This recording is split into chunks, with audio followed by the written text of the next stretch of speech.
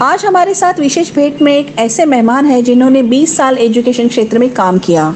AP Shah institute of technology के dean, ISTE के state council member, industry institute interaction cell ISTE के national coordinator, career counsellor, career coach, education expert और APSIT skill के CEO doctor Sameer Nanivadekar ji से। नमस्कार sir.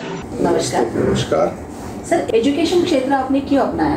वैसे actually मेरी ये तीसरी जनरेशन है जो हम एजुकेशन में, मेरे पिताजी, मेरे दादाजी और अब मैं, तो शुरुआत से ही, बचपन से ही इस क्षेत्र के बारे में मुझे दिलचस्पी भी थी।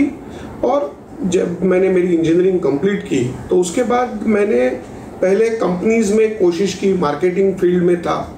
बट मार्केटिंग में जो अपने को एक चेहरा दिखाना पड़ता है और जो होता है वो डिफरेंसेस की वजह से मुझे ऐसा लगा कि मुझे ऐसा फील्ड चाहिए जहाँ पे मैं जो हूँ वो मैं दिखा सकूँ।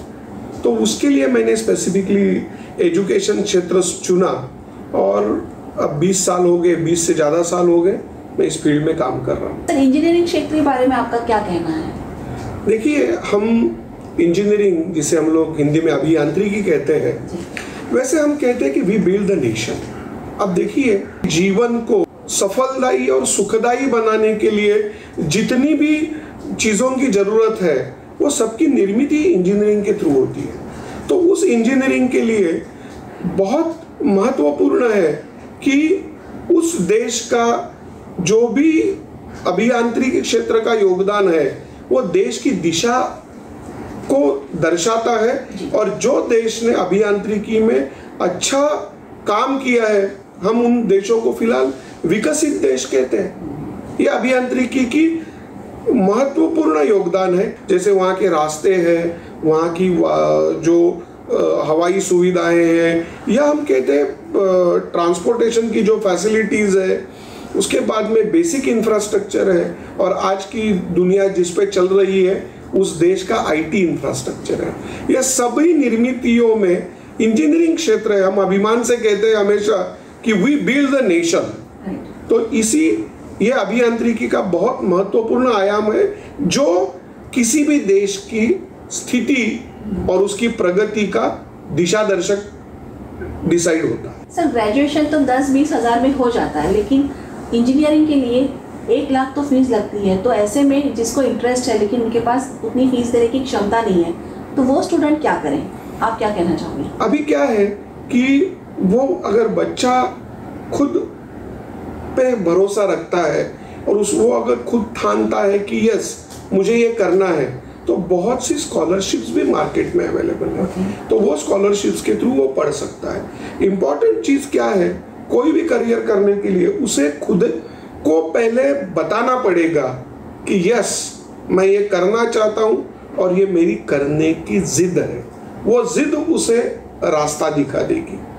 वो अगर इकोनॉमिकल बैकवर्ड में आता है, मतलब हम लोग कहें कि उसकी आय जो है वो कम है उनके फैमिली की, तो शासन की बहुत सी योजनाएं हैं। किसी को चाहिए तो हमारी संस्था की पोर्टल पे भी वो हमने सब रखा है, कितनी स्कॉलरशिप्स है वो स्टूडेंट्स वहाँ रेफर कर सकते हैं। और अगर किसी को ज़्यादा डाउट है तो हम लोग वो हमारे यहाँ बता भी देंगे। सर, आज के स्पर्धा युग में आपको क्या लगता है कि स्टूडेंट ने कौन सा करियर चूज करना चाहिए? देखिए, तो हम जनरली हमारी शिक्षा व्यवस्था जो है उसे हम लोग 4 अगर क्षेत्र में डिवाइड करेंगे, science, commerce, arts and professional.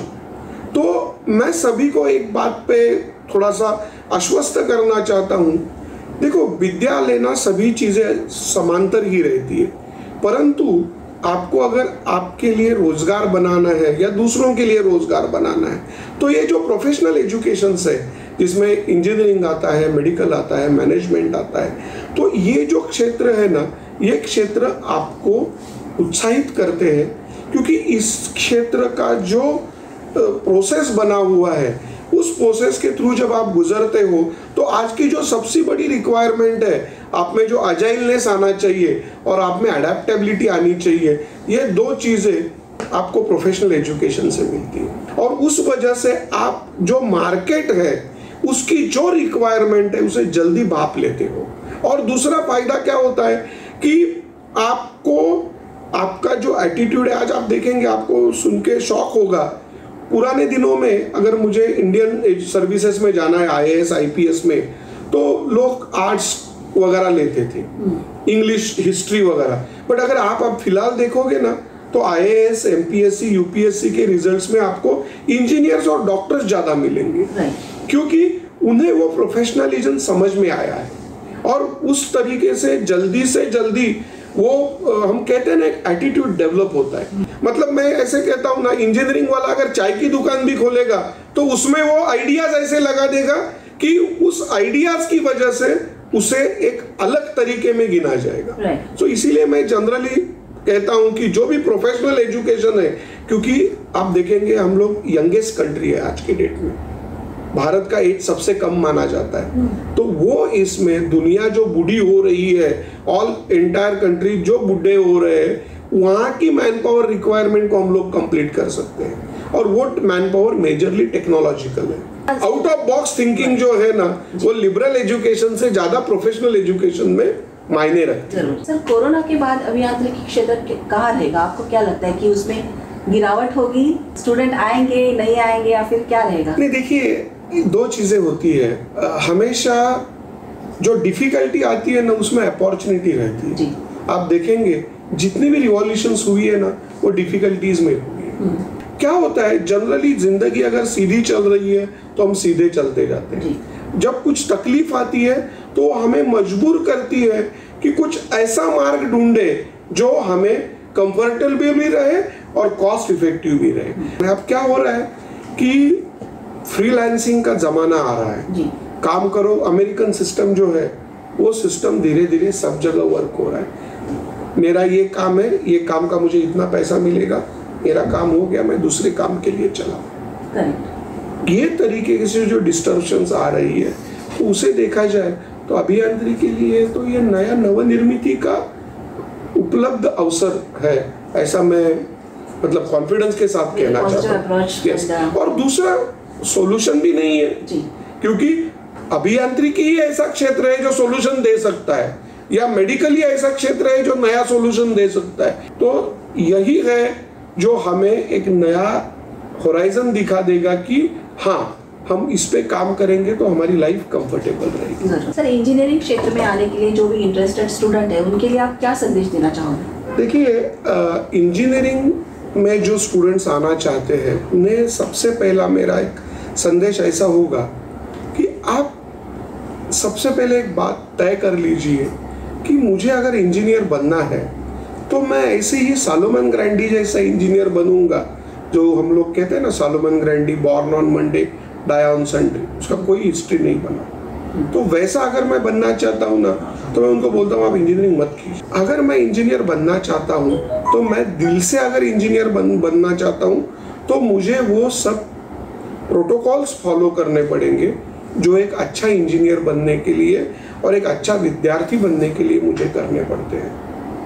अगर मैं मेरी सोच अगर इनोवेटिव रखता हूँ और मैं हर चीज़ में कुछ नया हो सकता है क्या, ऐसा सोचने की सोच रखता हूँ, तो मेरे लिए इंजीनियरिंग करियर में आसमान की लिमिट है, स्काई इज लिमिट कहते हैं ना हम लोग, हॉराइजन बहुत बड़ा है, हम बहुत कुछ कर सकते हैं। आप बिलीव नहीं करोगे, फर्स्ट ईयर सेकेंड ईयर में बच्चों ने स्टार्टअप स्टार्ट किए और सक्सेसफुल है।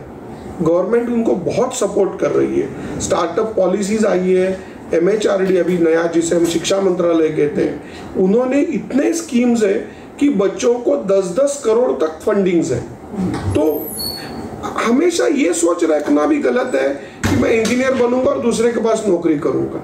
ये सोच आनी चाहिए कि मैं 10 लोगों को नौकरी दूंगा।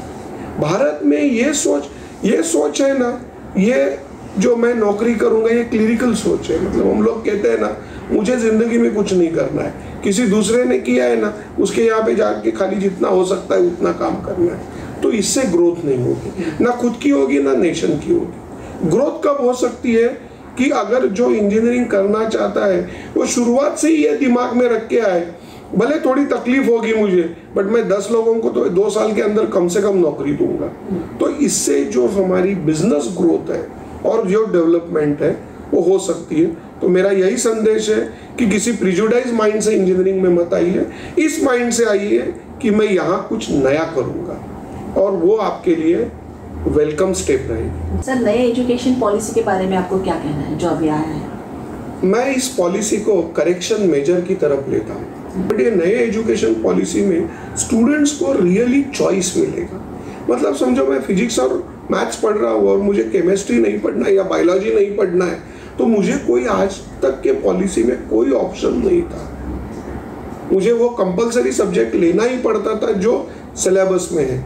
तो 6th स्टैंडर्ड से अगर मुझे चॉइस मिलती है और मुझे मार्गदर्शन मिलता है कि मेरी इच्छा, जैसे अभी देखो मैं मैथ्स पढ़ रहा हूँ, फिजिक्स पढ़ रहा हूँ और मुझे म्यूजिक का इंटरेस्ट है, ये फैसिलिटी हमारे पुराने एजुकेशन सिस्टम में नहीं थी। तो मुझे पढ़ना है, मेरी इच्छा अनुसार पढ़ना है, और मुझे जहाँ पे मतलब ऐसा सपोर्ट सिस्टम मिल जाए जैसे बाहर के देशों में है, कि उस बच्चे का कल किस तरफ है उसे देख के उसे उस एरिया में अगर स्ट्रॉन्ग करेंगे। आज हमारी वही तकलीफ है कि 130 करोड़ लोग होने के बावजूद हम ओलंपिक में कहाँ नहीं है। अभी धीरे धीरे शुरू हो गए, क्योंकि क्या हमारी एजुकेशन सिस्टम ही ऐसी बनाई गई, फिर वो स्पोर्ट्स के लिए हो या किसी भी चीज़ के लिए हो, कि एक स्टैंडर्ड पाथ पे ही चलना है। और ये सिस्टम लॉर्ड मैकाले ने क्यों दिया था? क्योंकि उन्हें अंग्रेजों का घर चलाने के लिए यहाँ लोग चाहिए जी। और भारत के विद्यार्थी जो थे, जो लोग थे, उनकी बुद्धि अगर विकसित हो जाए तो वो अंग्रेजों को गवारा नहीं था। इसलिए उन्होंने ये लॉर्ड मैकाले का जो सिस्टम रन हुआ, आज मैं रियली थैंकफुल टू हमारे देश के प्रधानमंत्री जी को हम धन्यवाद देते हैं कि उन्होंने वो हिम्मत दिखाई कि ये नेशनल एजुकेशन पॉलिसी एक करेक्शन है। ये एक्चुअली शुरुआत बहुत पहले होना चाहिए था, बट हुआ नहीं। अब क्यों नहीं हुआ, हम तो पॉलिटिकल लोग नहीं है, बट जो हो रहा है वो सच्चाई में अच्छा हो रहा है। एजुकेशन देर से आए दुरुस्त आए, और हम लोग ये पॉलिसी का डेफिनेटली हमें आउटकम मिलेगा 10-15 साल के बाद, जब अपनी पहली जनरेशन इसके थ्रू हो जाएगी तो ये बहुत फायदेमंद होगा। और इसमें दूसरा पेरेंट्स की तरफ से भी आप देखोगे ना, तो पेरेंट्स 10वीं के लिए कंपटीशन में है, 12th के लिए कंपटीशन में है, n नंबर ऑफ टेस्ट्स है, तो प्रधानमंत्री जी ने जो अभी नारा दिया है, 1 नेशन 1 एग्जाम। तो ये सब जो चेंजेस आ रहे हैं ना, ये चेंजेस से जो एक एग्जारगेटेड मार्केट खुला हुआ था क्लासेस का, कोचिंग्स का, देखो कोई धंधा करना गलत नहीं है, बट उन बच्चों की मेंटालिटी को भी देखना पड़ेगा जो भागम भाग में खुद को भूल जा रहे हैं। और अगर वो सक्सेस नहीं मिला तो जो डिप्रेशन का लेवल जा रहा है, आज आपको बिलीव नहीं होगा, साइकोलॉजिस्ट और counselling is the biggest growing business है आज की डेट में। अभी मैं जब काउंसलिंग का काम करता हूँ तो मेरे पास, मैं तो मुफ्त में करता हूँ, मैं बिजनेस करके नहीं करता, बट इतने फ्रस्ट्रेटेड पेरेंट्स और स्टूडेंट्स आते हैं तो ऐसा लगता है कि कुछ तो गलत हुआ है एंट्री लेवल पे कि ये आउटकम गलत आ रहा है। तो मुझे आशा है कि ये जो न्यू एजुकेशन पॉलिसी है, ड्राफ्ट तो बहुत अच्छी की है, अगर ये प्रॉपरली इम्प्लीमेंट हो जाती है और तो उसकी जो आउटकम्स है वो डेफिनेटली भारत को आत्मनिर्भर एज वेल एज भारत को एक वर्ल्ड लीडर बनाने की क्षमता इसमें जरूर है। कश्मीर टाइम्स की तरफ से आपको बहुत बहुत शुभकामनाएं। धन्यवाद, आपको भी सेफ रहिए सब लोग, धन्यवाद।